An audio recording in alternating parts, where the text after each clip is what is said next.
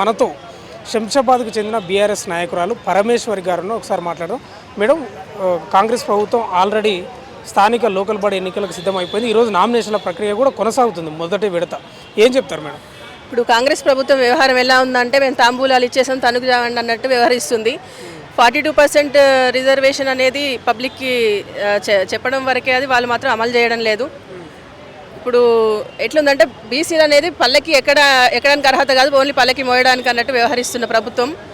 దీని మీద చాలా ఉద్యమాలు కూడా ఇప్పుడు అన్నగారు చెప్పినట్టు మన కేటీఆర్ అని చెప్పింది ఏంటంటే ఇప్పుడు ఛాయ్ తాగినంత టైం పట్టదు. ఒకవేళ మన రేవంత్ రెడ్డి గారు అనుకొని తన బీజేపీ ఇప్పుడు ప్రధానమంత్రిని కలిసి నిర్ణయం తీసుకోవడానికి ఒక ఛాయ్ తాగినంత టైం కూడా పట్టదు.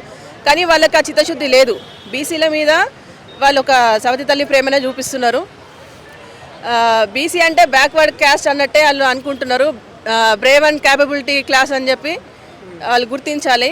అంటే ప్రధానంగా మేము చేయని ప్రయత్నం లేదు. జంతర్ మంతరు తర్వాత జీవోలు తెచ్చినాం, ఆర్డినెన్సులు తెచ్చినాం. అక్కడ పార్లమెంటులో 9th షెడ్యూల్లో పెట్టాల్సింది కేంద్రము. ఇక్కడ బీజేపీ ఎంపీలు ఏం మాట్లాడతలేరు. మేము ఇంతకంటే ఏం చేయగలము అనేది వాళ్ళు చెప్తున్నారు. అదే కదా, ఇప్పుడు మనకి ప్రభుత్వం బీజేపీ ప్రభుత్వం అక్కడ కేంద్రంలో ఉంది, ఇక్కడ రాష్ట్రంలో కాంగ్రెస్ ప్రభుత్వం ఉంది. ఈ రెండు పార్టీలు అనుకుంటే ఈ విషయం అనేది ఎక్కువ టైం ఏం పట్టదు బీసీ బిల్లు గురించి. కానీ వాళ్ళకి ఆ చిత్తశుద్ధి లేదు. మన బీజేపీ ఎంపీలు కూడా దీని మీద ఎటువంటి స్పందించట్లేదు. బీజేపీ కాంగ్రెస్ ఒకటనే దీనివల్ల అర్థమవుతుంది. దీనికి మేడం, ప్రధానంగా బీఆర్ఎస్ గతంలో 33% 23%కి తగ్గించింది బీసీ రిజర్వేషన్. వాళ్ళకి అసలు చిత్తశుద్ధి లేదు బీసీల గురించి మాట్లాడడం అనేది ప్రధానంగా కాంగ్రెస్ వాళ్ళు చెప్తున్నారు.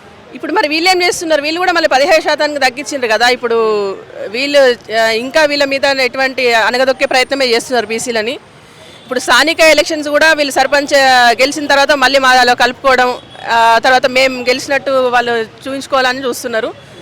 ఇది జరిగే పని కాదు. ఇప్పుడు స్థానిక ఎలక్షన్లో మా బీసీలు కానీ బీఆర్ఎస్ పార్టీ తగిన బుద్ధి చెప్తుంది కాంగ్రెస్ ప్రభుత్వానికి.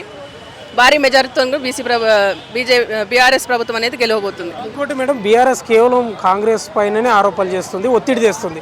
బీజేపీని ఎందుకు ప్రశ్నిస్తలేదు ఈ బీసీ బిల్లుకి సంబంధించి అనేది వాళ్ళు మాట్లాడుతున్నారు. ఎందుకు ప్రశ్నిస్తలేదు? ఇప్పుడు మన ఏమంటారు, ఇంతమంది ఎంపీలు ఉన్నారు బీజేపీలో, ఇంతమంది ఎంపీలు ఎటువంటి ప్రయత్నం కూడా చేయట్లేదు బీసీ బిల్లు గురించి.